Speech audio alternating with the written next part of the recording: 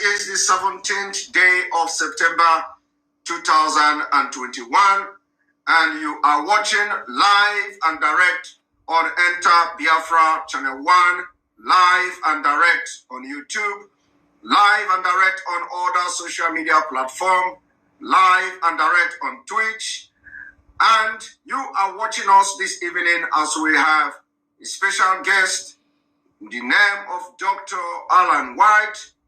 He is going to speak with us today, speak to some of you, and to enlighten Biafrans all over the world about what is going on and what the Biafra people and IPOB are doing to make sure we bring the Nigerian government to book for crimes against indigenous people of Biafra, for crimes against humanity, for war crimes and whatever crimes that the ICC may see deem fit. On this note, without wasting any of your time, what you have to do is to share. If you are watching from Enter Biafra, you stick there. For those of you watching from YouTube and other social media platforms, you make sure you share and let everybody come and listen, so you don't allow somebody to tell you. And it is very, very important that you listen to it live, first-hand information. Our own is that we do it a show. So before going further, I would like to introduce our guest. I would like to introduce our guest, and Dr. White. Good evening from here. Good evening, Simon, and thank you so much for having me. I appreciate it. And welcome all Biafrans listening. Thank you very much. Thank you very much. It is an honor to have you here. And can you give an opening speech to Biafrans to know what you are doing, where we are, and where we are going? Absolutely. For those of you that don't know me, I've been in the human rights investigation and justice and accountability for several decades. I served as the chief of investigations for the United Nations-backed Special Court for Sierra Leone, where we indicted numerous individuals for war crimes and crimes against humanity. And most notably was Charles Taylor, the former president of Liberia. And at that time, he was the first sitting head of state ever indicted and convicted. Subsequently, everybody else that we had tried that was still remaining alive, unfortunately, we had a few that passed away due to ill health. They were all convicted. So I have been involved in Africa for over two decades in pursuing justice and accountability for those that can't get it themselves. Now, because of that and the work that we have done, we were retained by the leader of IPOB, Nnamdi Kanu. And as you know, he was very concerned about what's going on in Nigeria as a whole, but most importantly, the plight of the people, of the indigenous people of Biafra, and the ongoing genocide, which is a wide-scale and systematic killing of civilian population targeting specific groups. There are Christians, there's Jews and Shias, but most notably is the indigenous people of Biafra and what you have suffered ever since 1970. So he sought our assistance. He retained us. We are in Washington, D.C., but we're actually global. He retained us to promote an human rights advocacy campaign for IPOB and seek justice and accountability for all Biafrans that are related to the IPOB worldwide. And even though we're based in Washington and we were focused there, we've taken our efforts global. So he retained us, and he also, in his absence, delegated those authorities for accountability and justice to the authorized representative, Madam Oyibo. And most of you know of her. So we worked very closely with her, and we continue in his unfortunate predicament right now, which eventually he will get out of that predicament. But for right now, we're working closely with his delegated authorized representative, Madam Oyibo, who has been delegated this authority globally, working with us. I've had a subsequent conversation before his unfaithful plight of where he is right now, and he has full backing and support of her. So we're working very closely with her and the other people with IPOB in the United States to advance this human rights campaign, seeking justice and accountability, which, you know, on Wednesday, as a result of that, we have been collecting evidence and information demonstrating that there was a wide-scale and systematic killing of indigenous people of Biafra, which was being conducted by the Nigerian government. So we filed a criminal complaint with the International Criminal Court on behalf of the IPOB on Wednesday and requested that they conduct or open an official investigation documenting the atrocities that are occurring against the indigenous people of Biafra. Thank you very much, Dr. White. You've actually, in your opening speech, addressed almost all the concern. I would want you to shed more light. You know, when it comes to Africa, people believe that people of Africa, you don't hold them accountable for crimes, especially these crimes against humanity. We have seen in so many countries where some government officials, president, ex-president, were persecuted, and some of them are still facing persecution today. What are you going to assure the Biafra people about your past, from your past experience? We know it is not going to be very easy. We know you have done it before. What exactly are you going to tell Biafra people, or, you know, giving them assurance that in your past experience, even though they told you something that you cannot get Charles Taylor, you cannot succeed, you cannot do this, you know, we want to hear, you know, some of your experience trying to bring these leaders in Africa to justice. Well, let's be realistic and honest. You're right. This is not an easy task. But when you do the right thing for the right reason, things happen. I was told time and time again, you will never get Charles Taylor. It will never happen. Well, you know, we are a group of people, and we have a lot of people that are working with us and for us that want to seek justice. And unfortunately, right now, because of things going on in the world, Nigeria has been lost in the shuffle. Well, we put Nigeria on the map on Wednesday. Not only did we notify the ICC of what's going on, we also notified the Secretary General of the United Nations. We also alerted the Foreign Secretary in the UK, and we also put on notice the High Commissioner of the United Nations High Commission for Human Rights. So globally, we have spotlighted what's going on in Nigeria right now. And it was not just what was going on in northern Nigeria with Boko Haram and some excesses by the Nigerian security forces. Quite frankly, this is a global problem and it needs to be addressed. Nigeria is the largest country on the continent of Nigeria. And what is happening right there is an international security concern, and it should be. What we can guarantee the Biafrans that are listening to this, people specifically affiliated with the indigenous people of Biafra, is that we will work tirelessly to pursue justice, just like we did with Charles Taylor. And we sought justice for the people of Sierra Leone, where that court was. And right now, we're also working to try to establish a war crimes and economic crimes court in Liberia. So we're very active on the continent. And right now, because Nigeria cannot police its own, and it is a signatory to the International Criminal Court, the Rome Statute, the International Criminal Court, in my opinion, has no other option but to open an official investigation and investigate and prosecute those crimes. Nigeria is a signatory to the Assembly States Party and the Rome Statute, which gives them the authority, meaning the ICC, the Office of the Prosecutor, to investigate and prosecute them if they themselves cannot do it. Either they're unwilling or they do not have the capacity.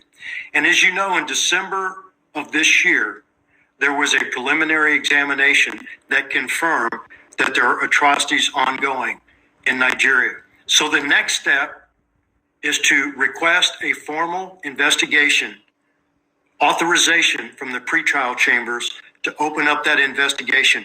We feel on Wednesday we gave them sufficient information and evidence that would support and warrant the opening of a criminal investigation into what's going on in Nigeria.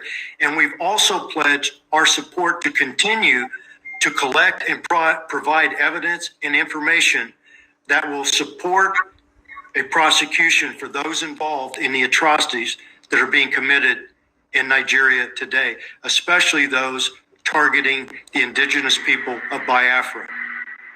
Thank you very much, Dr. White. You said something very, very important. You said this will be quite challenging, but when you do the right thing,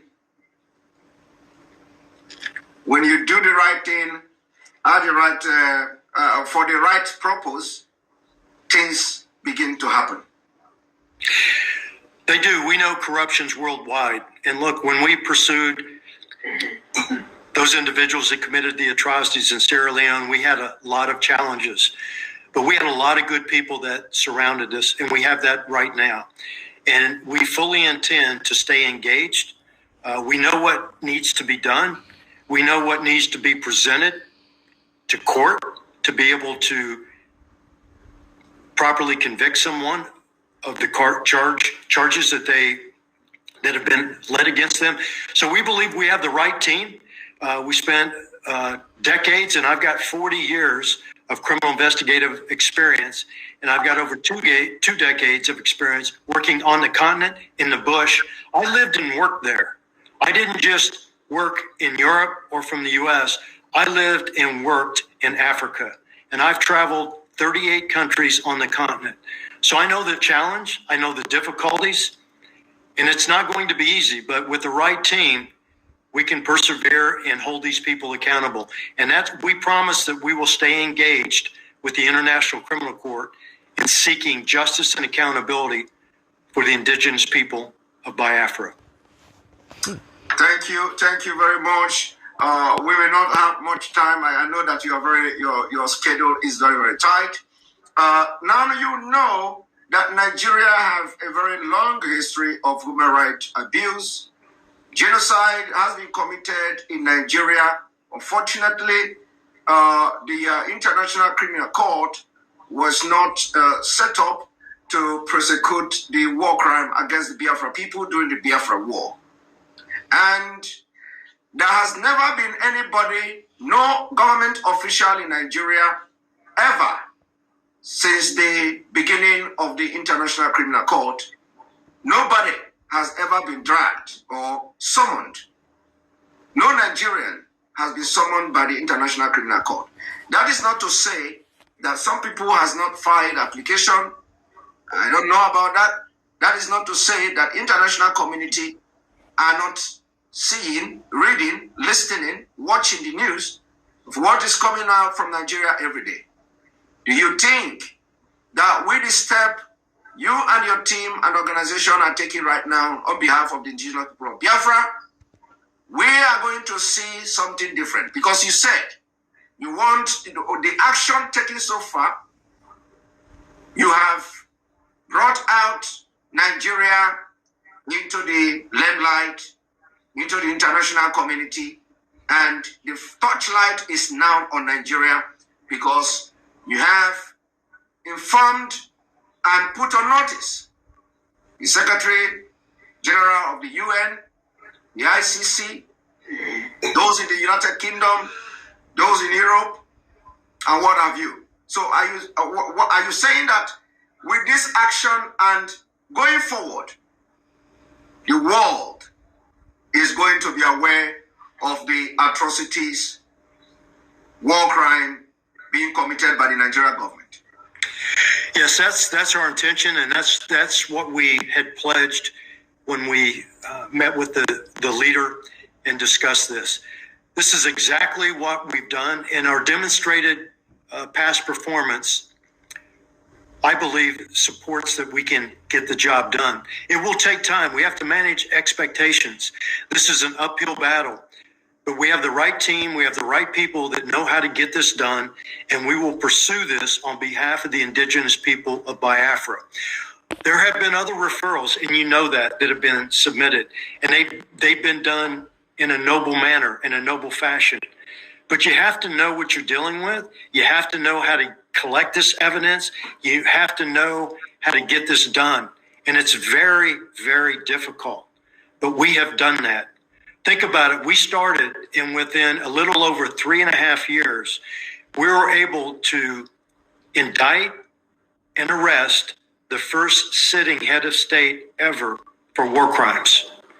And literally 1 week later, we also, not directly with the court, but indirectly with the court, and we collaborated with him, we arrested his son, Chucky Taylor, in the United States for torturing many witnesses, but one of which was my witnesses.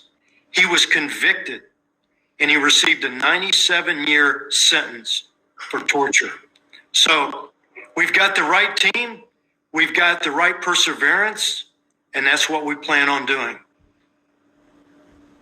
You know, Dr. White, I know you have just very limited time to spend with me. You know, when you are saying these things, it means that the leaders in Africa understand what is coming, right? Including those in Nigeria. When they're listening to you talking, because they are watching you as we speak, when they're listening to you talking, they know what you have done to the atrocities committed in Liberia. Is it Liberia? Mm-hmm. Chastello and the family and his colleagues. The Nigerian government may be watching you right now, and they know what is coming. They know the experience you have had trying to bring the Chastello to book, which you did, like you said, within 3 years. And you even went ahead and succeeded in bringing his own son to book. Let me, just for clarification, because you know, in social media, when people are watching you, and because the way you speak, some of those in Africa may not understand you. So just for clarification, did you say that Chastello's son, that you were able to arrest him because of the job you did, and he was sentenced to 97 years for torture? Chucky Taylor was not arrested by the special court. What I'm saying is that we were able to collaborate with the United States authorities when we received information that he was coming back to the United States to recruit some child soldiers to go back to help break his father out of the special court detention facility. Because of our international cooperative efforts, we're able to coordinate and work with the United States authorities. So when he came into the United States, he was arrested for passport fraud initially, and then we charged him with torture for torturing many witnesses, but one of which was our witness in the United States. That was, we were able to arrest 2 Taylors within 1 week, separate locations. All I'm saying is that with the international cooperation and experience that we have, we were able to effect this arrest and subsequent prosecution. So there's multiple venues, multiple jurisdictions, but when you work collectively with people for the right reason, you can get a lot accomplished. Yeah, that's a very good clarification. I am more interested to know he was convicted for torture, right? That's correct. The first time ever in the United States. It was a United States statute that was passed in 1994, and Chucky Taylor, to my knowledge, was the first one ever prosecuted and convicted, successfully convicted, in the United States. This is an interesting one, because you know why I want to stick on this particular topic you just raised now is because you said he was convicted and sentenced to 97 years for torture. It's not even about that he has killed people or committed all manner of crime against humanity and all that, but for torture, and he got 97 years. That's correct. And my point that I'm making here, there's a lot of options. We have the ICC, and there are other jurisdictions that can be utilized to prosecute people that commit similar crimes. It may not always be the International Criminal Court, but these people travel around, and some of them have citizenships in other countries that will prosecute you because you have a citizenship from that country. We understand that our leader, Nnamdi Kanu, was subjected to very severe torture in Kenya. And though we are yet to have him in court, and this is also going to be an inclusive. It is going to be inclusive, including the torture of our leader from Kenya to Nigeria.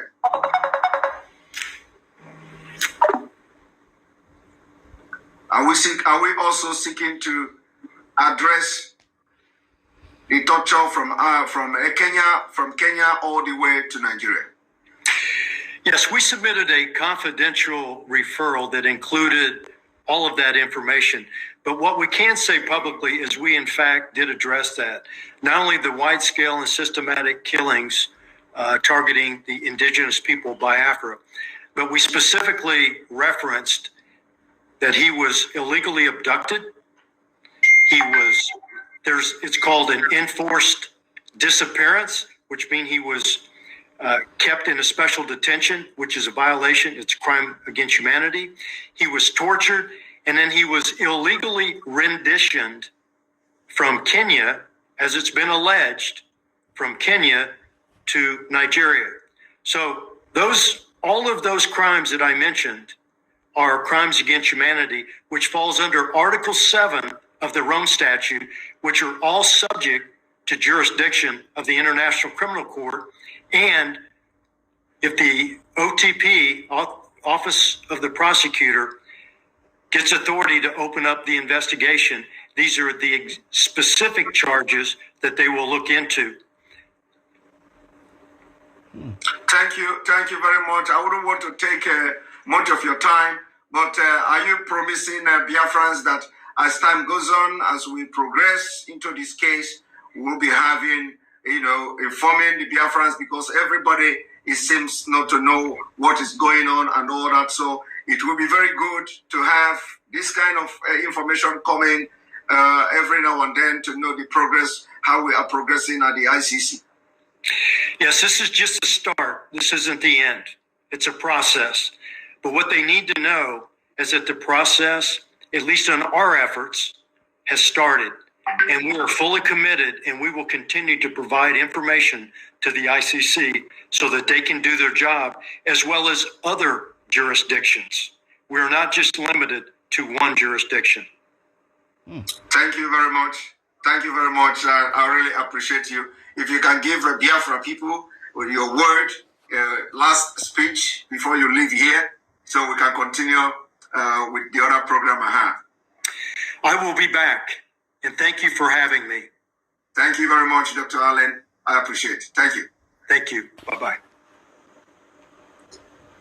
Wow, family, this is a great one. A big thank you and well done to our brother Simon Ekpa. I'm so proud of you. You did a great job. The interview was immense. This was a groundbreaking interview. You were able to get out all the questions and answers that, we the Biafrans have been waiting for. And then I'm excited, I think the zoo should be worried. Buhari should be worried. Malami, or what's his name, should be worried. All those involved in the rendition, in the extraordinary rendition of our leader, they must be worried right now, because they say when a handshake goes beyond the elbow, it has turned to a wrestle match. They thought they could easily take some millions, hundreds of millions from Nigerian, government, bribe those in Kenya, and, illegally kidnap Nnamdi Kanu and ship him back to Nigeria, and that's it. They didn't understand the implications of their action. So I'm excited. This is the beginning of the end of the Zoo Republic. Biafra is here, whether they like it or not. And those who were involved in the abduction of Nnamdi Kanu, I'm going to tell you now, your days are numbered. You will not be able to sleep at night anymore because your days are numbered. So thank you to my brother Simon Ekpa. Thank you to Dr. Alan White for this great interview. Superstars Media, we're holding it down. God bless Biafra. God bless Oduduwa. God bless His Excellency Nnamdi Kanu. God bless Chief Sunday Igboho. God bless our brothers from the Middle Belt and the Hausas. If you're ready to gain or regain your freedom, if you are ready to regain your land from the hands of the Fulani, if you are ready to fight for what belongs to you, then God bless you too. Peace. I'm out. Superstars Media.